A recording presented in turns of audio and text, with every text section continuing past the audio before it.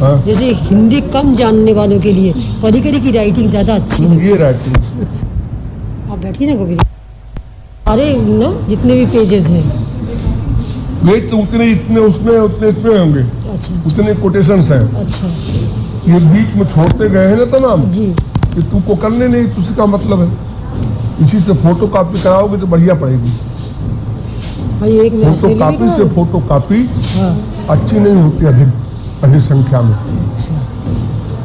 जैसे फोटो से फोटो लेते हो तो अब दोबारा फोटो कॉपी से फोटो कॉपी करेंगे तो उतनी अच्छी नहीं आएगी, ओरिजिनल से अच्छी आती है। इसी से फोटो कॉपी हुई है? नहीं, वो दूसरी कॉपी परिकरी वाली का परिकरी कॉपी, ये बल्लरी कॉपी हमने लिखवाया अपने लिए। मतलब जो लोग मांगते हैं लोग ने नए प्रचारक, उनके लिए हमने लिखवा कर रखवा दिया है। उच्चतर योनियों में जाएंगे नहीं पशु पक्षी। पशु पक्षी उच्चतर योनियों में जाएंगे ऐसा नियम नहीं, देवता मनुष्य से नीचे जाएंगे ऐसा नियम नहीं, लेकिन ऐसा भी हो सकता है। वेद कहता है हीनतरम वा विशन्ति, यानी ऐसा भी हो सकता है क्योंकि संचित कर्म के अनुसार मिलेगा ना। कमाया 2000 कमाया 1 लाख कमाया और बैंक में जमा कर दिया, वो तुम खा गए से, अब तुम्हारे पुराने हिसाब से चलेगा। तो संचित कर्म है जो जीव के अनंत जन्मों के, उसमें से प्रारब्ध बना करके शरीर दिया जाएगा। अच्छा, जब भोग योनि खत्म हो गई फिर संचित कर्म को टच किया जाएगा, कर्म को स्टॉक से आएगा। हाँ जी। तो कुत्ते बिल्ली भी बन सकता है आदमी, मनुष्य भी बन सकता है। अच्छा। इसलिए वाह लिखा है वेद में, लेकिन वो कहना नहीं है तुमको ऐसा। अच्छा, उसमें ये लिखा है कि देवता लोग हीनतर योनि प्राप्त करेंगे और पशु पक्षी और उड़ा दिया लोगों ने, पशु पक्षी उच्चतर योनि प्राप्त करेंगे। नहीं पशु पक्षी उच्चतर योनि प्राप्त करेंगे, कहाँ लिखा है? मैं अभी ला रही हूँ, समझ में नहीं लिखा है वो तो बन सकते हैं। वहाँ प्रकरण तो ये है कि देवता की योनि मिल भी जाए किसी को, इतनी ऊंची योनि, तो फिर ये कंपलसरी नहीं है कि उसके बाद फिर और ऊंचे जाएंगे वो। फिर वो मनुष्य शरीर मिले ना मिले, हीनतर योनि भी मिल सकती है, उसमें भी लगा देना चाहिए बस। ये कहना गलत है कि देवता लोग पशु पक्षी ही बनेंगे, ऐसा नहीं नियम। मनुष्य भी बन सकते हैं। मर्त्यलोकम विशन्ति, गीता कहती है मृत्युलोक को आते हैं, ये तो नियम है, क्योंकि भगवत प्राप्ति नहीं हुई तो मृत्युलोक तो सभी आएंगे, चाहे देवता हो चाहे राक्षस हो चाहे कोई हो।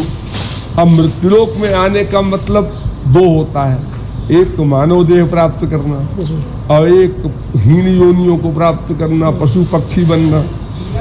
तो संचित कर्म के अनुसार वो पशु पक्षी भी बन सकते हैं, लेकिन हीनतर योनियां मनुष्य नहीं बन जाएंगी। अगर हीनतर योनियां मनुष्य बन जाए तो इसका मतलब अरबों खरबों कीट पतंग तुरंत मनुष्य बन जाए। 5 अरब आदमी जो दुनिया में है, 5 अरब तो इतने बड़े गड्ढे में कीड़े होते हैं, तो 5 अरब वो बन जाए आदमी, अगर इतने बड़े गड्ढे वाले तो सारी दुनिया के कीड़े मनुष्य बन जाएंगे तो 5 खरब भी कम है। लेकिन कबहू का कर करुणा नर देही देत ईश बिन हेतु स्नेही, कभी न कभी तो मनुष्य देह मिलेगा। करोड़ों अरबों कीटाणुओं में किसी का संचित कर्म का नंबर आ गया, उसको मानव देह मिल जाएगा, सबको नहीं मिलेगा। ये नियम नहीं है कि एक पशु को अगले जन्म में मनुष्य शरीर मिलेगा, एक कीड़े को अगले जन्म में मनुष्य मिलेगा।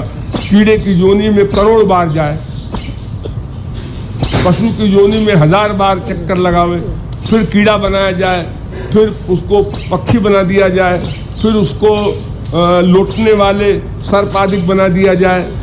84 लाख में मनुष्य और देवता योनि छोड़ करके बाकी जितनी हीन योनियां हैं, ये योनियां तो कई लाख है ना, उसी में घुमाया जाता है लगातार कर्म के अनुसार।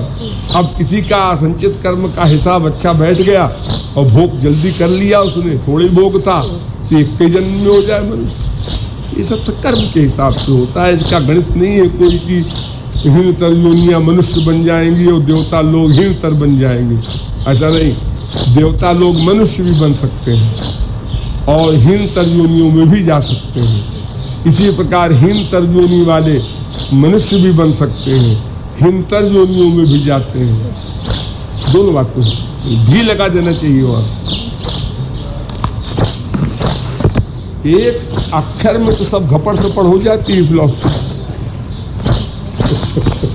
लेकिन ये कहीं नहीं लिखा है, जाके देख लो कि हीन योनियां मनुष्य बन जाती हैं।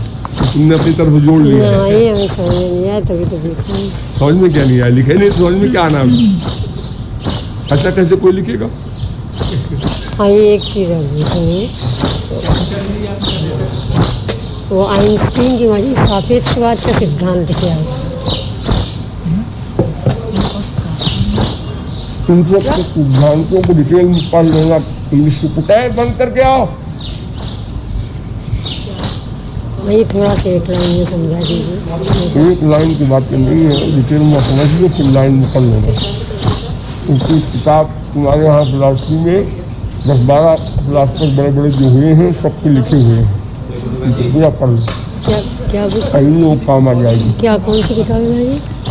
किताब के नाम तो मुझे नहीं याद है, लेकिन उसमें जितने भी हैं ये इमर्सन वगैरह, इमर्सन है, कांट है, प्लेटो है, खास जितने हैं 10-12 ये फिलॉसफर, उन्हीं की किताब है।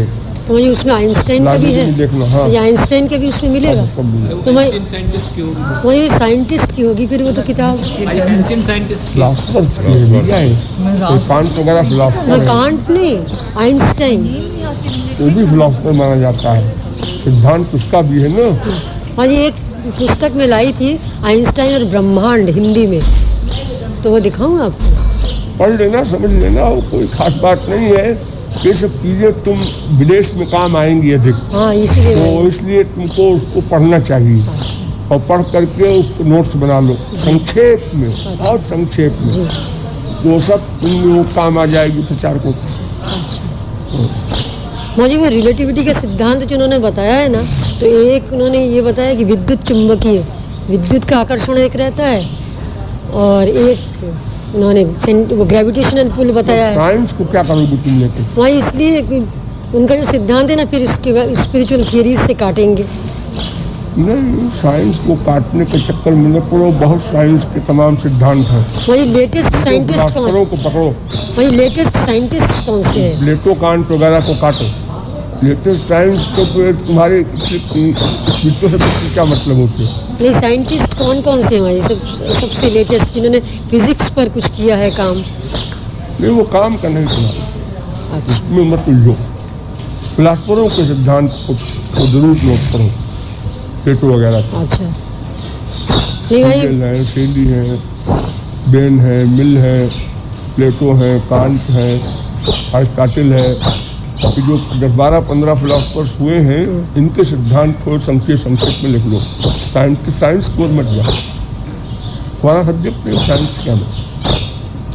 और तुमको हम दिखा देंगे कि नोबेल पुरस्कार विजेता जो साइंटिस्ट हैं, किन लोगों ने भगवान को माना है, आत्मा को माना है, सृष्टिकर्ता को माना है, हम उनके नाम लिखवा देंगे।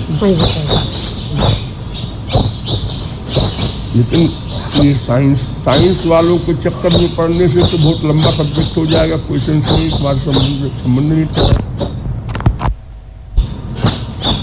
जैसे कि साइंटिस्ट लोग कहते हैं ना, साइंस के विद्यार्थी लोग पूछते हैं कि फिजिक्स से ऐसा प्रूफ होता है, केमिस्ट्री से ऐसा प्रूफ होता है, एस्ट्रोनॉमी से ऐसा प्रूफ होता है, आर्कियोलॉजी से ऐसा प्रूफ होता है, तो उन लोगों को भी तो समझाना पड़ेगा महाराज जी। आर्कियोलॉजी वालों को क्या कहें, बड़ा डिस्कशन करते हैं आर्कियोलॉजी वाले, ये भूतत्ववेत्ता लोग।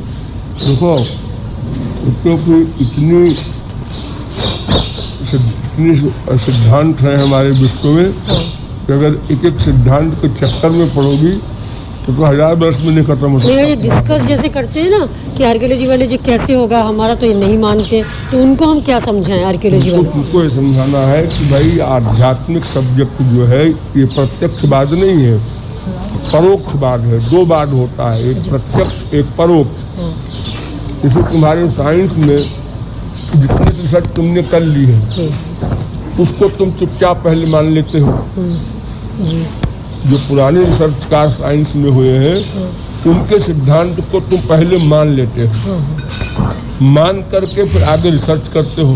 हाँ, वही एक हाइपोथेसिस मानते हैं वो लोग। मानते हो, हाँ। पहले उसको स्वीकार कर लेते हो पहले, हाँ। वरना तो फिर ABCD शुरू हो तुम्हारी भी। हाँ हाँ। जितने सिद्धांत तुम्हारे साइंस में बन गए हैं उसको तुम क्यों मान लेते हो पहले? अच्छा अच्छा, जी तुमने समझ गए। उसमें आस्तिक अंधविश्वास किया ना तुमने हाँ हाँ। कि भाई ये सिद्धांत है चुंबकीय, ये सिद्धांत है विद्युत का, ये सिद्धांत है वायरस का, ये सिद्धांत तुमने कैसे मान लिया? साहब उसने कहा है, उसने कहा है, तुमने कैसे मान लिया? हमारे यहाँ जो शास्त्र वेद कहता है, ये लोग भी अपनी स्पिरिचुअल साइंस के अनुसार सर्च करके इन लोगों ने कहा, इतना हमको हम मान करके आगे चलते हैं। और नहीं मानेंगे उतना अगर, तो फिर आप भी उस साइंस सिद्धांत को मत मानिए। आप इसलिए वैज्ञानिकों की बात मान लेते हैं, उनके बनाए हुए जो कानून है, नियम है, जो उनके सिद्धांत हैं, उसको आप मान करके तो आगे बढ़ते हैं। और आप अथॉरिटी देते हैं कि अमुक साइंटिस्ट ने कहा है, तो हमारे जो आध्यात्मिक साइंटिस्ट हैं उन्होंने जो कुछ कहा है उसको आपको मानना पड़ेगा। आगे रिसर्च कीजिए आप, हम रिसर्च न करें आपकी साइंस में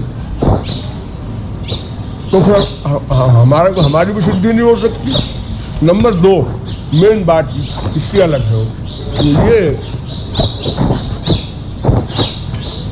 2 प्रकार के तत्व होते हैं, एक प्रत्यक्ष एक परोक्ष।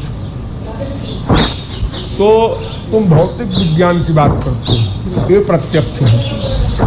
आध्यात्मिक विज्ञान परोक्ष है, यानी जो देखा नहीं जा सकता, सुना नहीं जा सकता, सूंघा नहीं जा सकता, सोचा नहीं जा सकता, वर्तमान काल में अनुभव गम में तो है, अनुभव गम में है। तो उसकी जो प्रक्रिया है प्रैक्टिकल साधना, उसकी जो प्रक्रिया है प्रैक्टिकल, जिसे तुम्हारे यहाँ प्रैक्टिकल होता है भौतिक विज्ञान में प्रत्यक्ष में, ऐसे हमारे यहाँ परोक्ष में प्रैक्टिकल होता है। वो प्रैक्टिकल अगर तुम करो तो तुमको भी अनुभूति होगी। तुम बिना प्रैक्टिकल किए तुम हमको भौतिक में भी बोध नहीं करा सकते। खाली ये किताब पढ़ लेने से तो साइंस का ज्ञान नहीं हो सकता, प्रैक्टिकल उसमें है। उसी प्रकार हमारे यहाँ भी थियरी के साथ साथ प्रैक्टिकल है परोक्ष ज्ञान में, जो प्रत्यक्षवाद नहीं है। तो उसको तुम्हें एक्सपीरियंस के लिए तुम्हें प्रैक्टिकल साइड में चलना पड़ेगा। जैसे आँख का विषय है, कोई संसार में देख लो, आँख का विषय है, एक कान का विषय है, दोनों मटेरियल है, लेकिन आँख के विषय को कान से हल नहीं कर सकते। अगर आपको दूर की चीज देखना है तो विज्ञान से आप 1 फरलांग की चीज को में साइंस के अनुसार 1 मील की देख लेंगे, 1 करोड़ मील की देख लेंगे, लेकिन कान से आप देखने का काम नहीं कर सकते, वो सब्जेक्ट अलग है। उसी प्रकार स्पिरिचुअल सब्जेक्ट आध्यात्मिक है, वो आपके भौतिक बात से हल नहीं हो सकता, उसका सब्जेक्ट नहीं। जब भौतिक आंख का सब्जेक्ट भौतिक कान से हल नहीं हो सकता, दोनों भौतिक है, तो भौतिक उपकरण से आध्यात्मिक विषय कैसे हल होगा? तुम्हारा क्वेश्चन गलत है कि हमको प्रत्यक्ष हल कराओ। भाई तुम प्रत्यक्ष हल कराने की बात जो करते हो, तो हम कहते हैं तुम प्रत्यक्ष आंख के विषय को प्रत्यक्ष कान से हल कराओ, करा के बताओ। तो तुम कहोगे नहीं, कान का सब्जेक्ट जो है शब्द, हम यंत्र लगा देंगे तो 1 करोड़ मील की आवाज सुन लेंगे, इतना कर सकते हैं हम लोग। तो कान का सब्जेक्ट आंख से हल नहीं हुआ, जबकि दोनों भौतिक हैं। तो आत्मा का सब्जेक्ट प्रत्यक्षवाद से कैसे हल होगा? साइंस से कैसे हल होगा? साइंस का मतलब है विज्ञान, विज्ञान का मतलब है अपने सब्जेक्ट में, अपने सब्जेक्ट में विज्ञान काम देगा। आंख के सब्जेक्ट में आंख का विज्ञान, कान के सब्जेक्ट में कान का विज्ञान, तो आत्मा के सब्जेक्ट में आत्मा का विज्ञान। सीधी सीधी बात, ये सब उत्तर है। खंडन नहीं कर सकती तुम। खंडन करने का मामला जो है वो ऐसा है कि जैसे आइंस्टाइन का सिद्धांत मान लो है, एक का है, उसको खंडन किया दूसरे साइंटिस्ट ने, आपस में खंडन किए हैं सभी लोग। जितने सिद्धांत हैं भूगोल के अथवा ये तुम्हारे विज्ञान के, इनके सिद्धांत एक दूसरे ही काट रहे हैं। अगर किसी बड़े विज्ञान के प्रोफेसर से तुम मिलोगे और उससे पूछ लो, केवल संक्षेप में नोट कर लो कि जितने वैज्ञानिक हैं या साइकोलॉजी वाले हैं, ये सब लोगों के अलग अलग सिद्धांत हैं।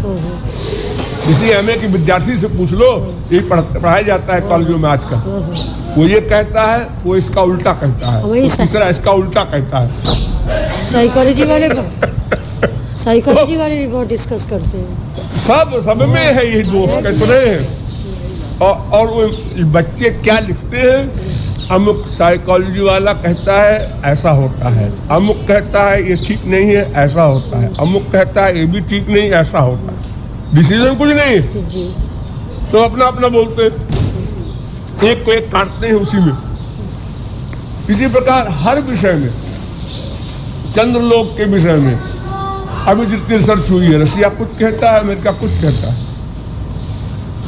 यानी अलग अलग वैज्ञानिक भी अलग अलग बात करते हैं, एक सिद्धांत नहीं है। ये पृथ्वी कैसे बनी, इसमें भी अलग अलग सिद्धांत है, एक नहीं है।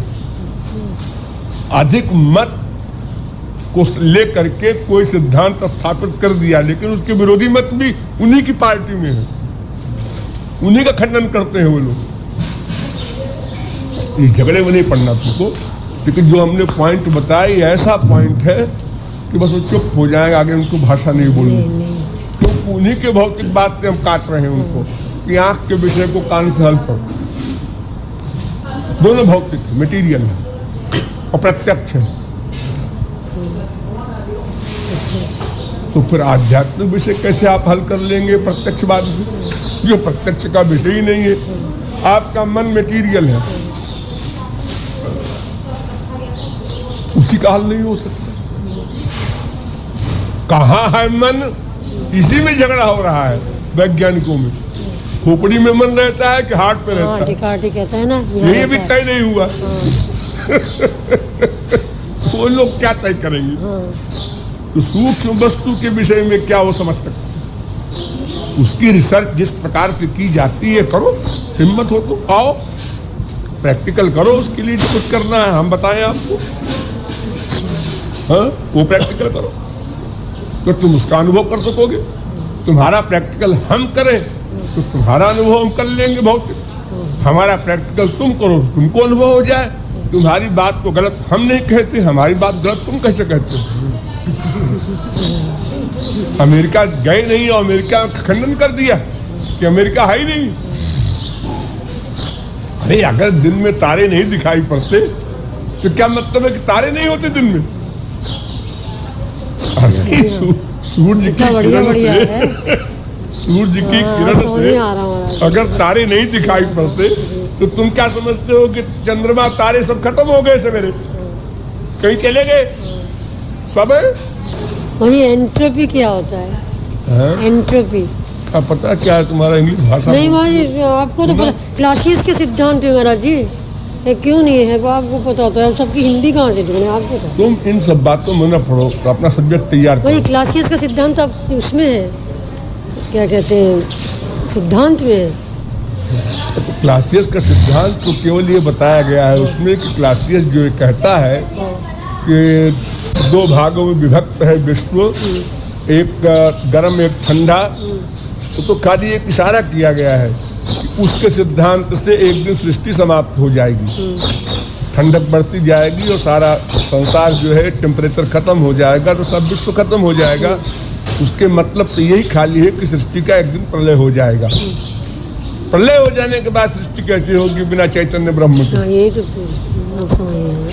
संक्षेप में इन सब चीजों को पकड़ो, डिटेल करोगे तो भगवत विषय क्या बोलोगे?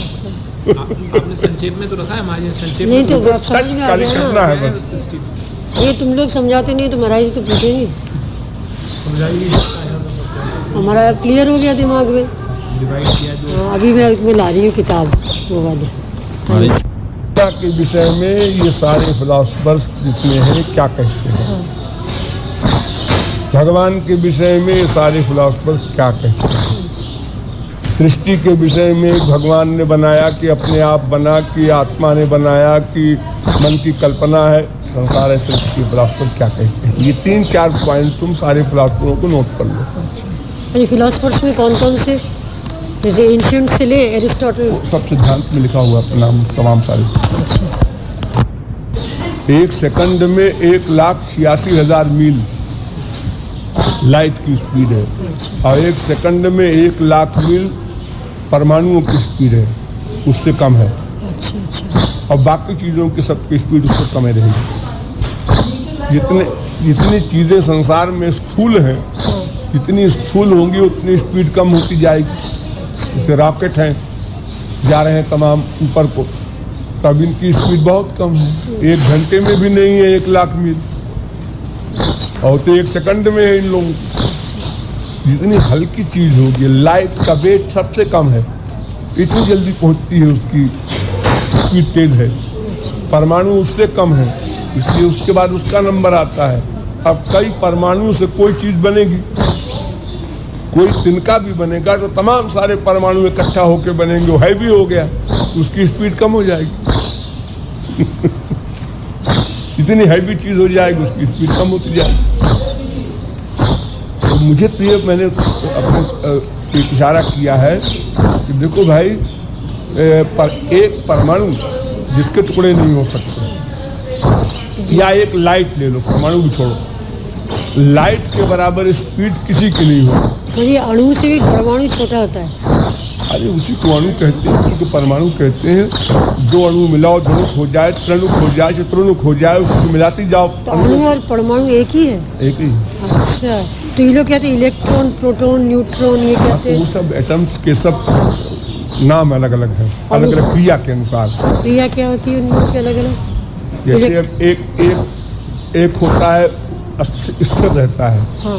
एक होता है चक्कर लगाता है। कौन स्थिर कौन सा रहता है, उसका क्या नाम? प्रोटॉन। प्रोटॉन स्थिर है, इलेक्ट्रॉन चलता रहता है। अच्छा, सब अलग अलग क्रियाएं इनकी होती हैं। अच्छा, ये बड़ा सब्जेक्ट नहीं है, मैं तुमको ये खाली बता रहा हूँ। लाइट की स्पीड जितनी है, इतनी स्पीड कभी भी किसी भी रॉकेट की नहीं हो सकती, क्योंकि लाइट से के बराबर तो परमाणु की स्पीड नहीं हो सकती। और फिर कई परमाणुओं से लोहा बनेगा, फिर लोहे के तमाम हिस्सों को मिला करके रॉकेट बनेगा, फिर उसमें 2 मन का आदमी बैठेगा। तो ये सब चीज़ों की स्पीड कभी भी साइंस की ने मान लिया है कि कभी भी लाइट के बराबर नहीं हो सकती।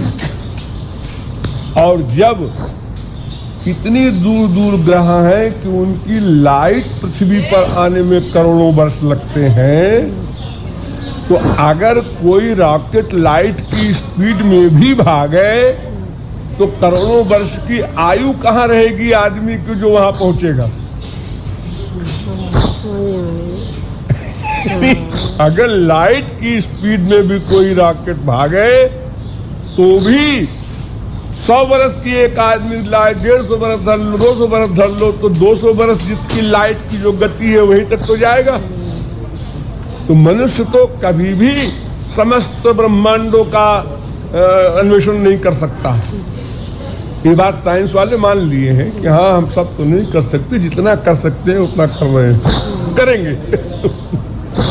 बस इतने से इशारा करना है कि उनको अपने सब्जेक्ट में रहना है।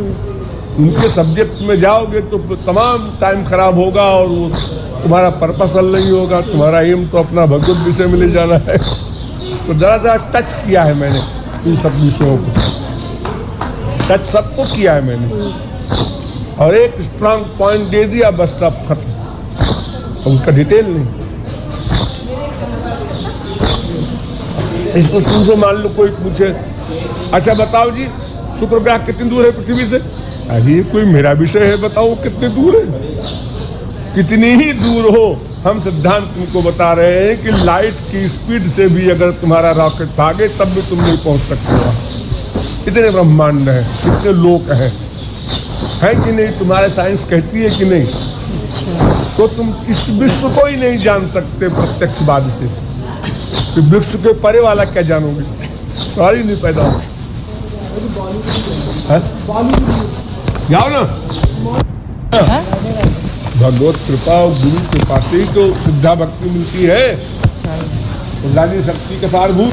हाँ, हाँ, तो भगवान की कृपा के बिना भगवान की भक्ति हो ही नहीं सकती। भगवान की कृपा के बिना भगवान का ज्ञान और भगवान में विलीन होने की समस्या कैसे हल होगी? जब भगवान की पराभक्ति नहीं मिलेगी तो फिर भगवत ज्ञान कैसे होगा? भक्त्या माम अभिजानाति यावान यश्चास्मि तत्वतः। जब मत भक्तिम लभते पराम, जब ज्ञानी को मेरी भक्ति मिलती है तो मेरी भक्ति से मुझको जान सकता है। तो बिना भगवान की भक्ति के भगवान की भक्ति नहीं मिलेगी, और बिना भगवान की भक्ति मिले भगवान का ज्ञान नहीं होगा, तो ज्ञानी को भी ज्ञान नहीं होगा। इसलिए ज्ञानी कहता है भगवान की कृपा के बिना ज्ञान भी नहीं हो सकता। वही ज्ञानी को भी पहले भक्ति करनी पड़ेगी। और फिर पंचकोश त्रिदोष आदि अनेक बीमारियां, उन सब का अत्यंताभाव केवल चिंतन से कैसे हो जाएगा? हाँ, चिंतन से कि मैं ब्रह्म हूँ, इससे नहीं हो सकता। वो तो तस्मिन दृष्टि बराबर ही होता है। माया की निवृत्ति का मतलब ये सब है।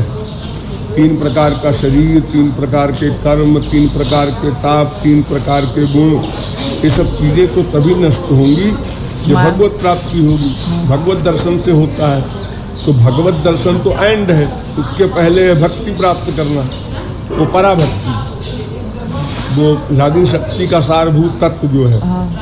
और उस पराभक्ति के लिए भक्ति करनी पड़ेगी, साधना भक्ति। तो क्रम ये हुआ कि साधना भक्ति से पराभक्ति मिलती है। पराभक्ति से चाहे ज्ञान प्राप्त करके एकत्व प्राप्त कर लो, और चाहे पराभक्ति के बाद में भक्ति में चले जाओ। 2 लाइन हो गई वहां से। 100 बार समझाए। भक्ति से सिद्धा भक्ति मिलेगी, 1 लाइन ये है। दूसरी लाइन ये है, निष्काम कर्मयोग से अंतःकरण शुद्ध हो जाएगा। इधर साधना भक्ति से अंतःकरण शुद्ध हो गया, शुद्धेति न अंतरात्मा।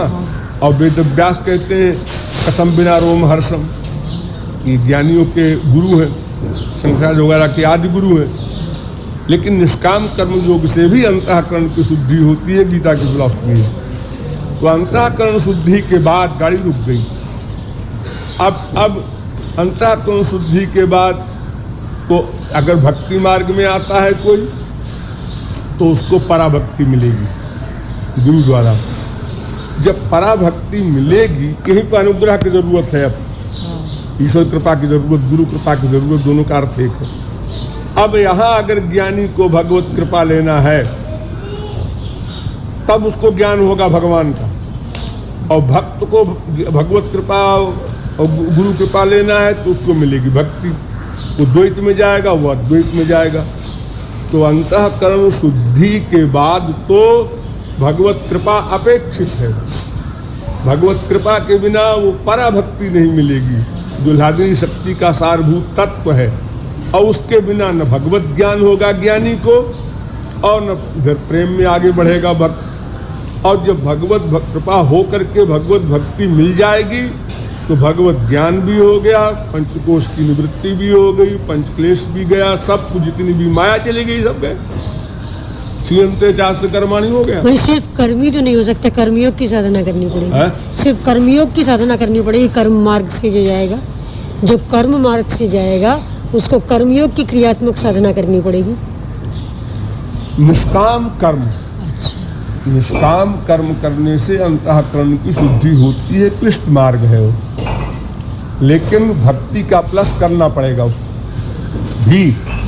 यानी या तो कर्म प्लस भक्ति रखो, या तो केवला भक्ति योग करो। लेकिन भक्ति के बिना अंतःकरण की शुद्धि नहीं हो सकती, और भक्ति के बिना भक्ति नहीं मिल सकती, भगवत कृपा नहीं हो सकती। मेन बात ये, बिना भगवत कृपा के अहम ब्रह्मास्मि का ज्ञान भी नहीं हो सकता, और दासोहम का ज्ञान भी नहीं हो सकता।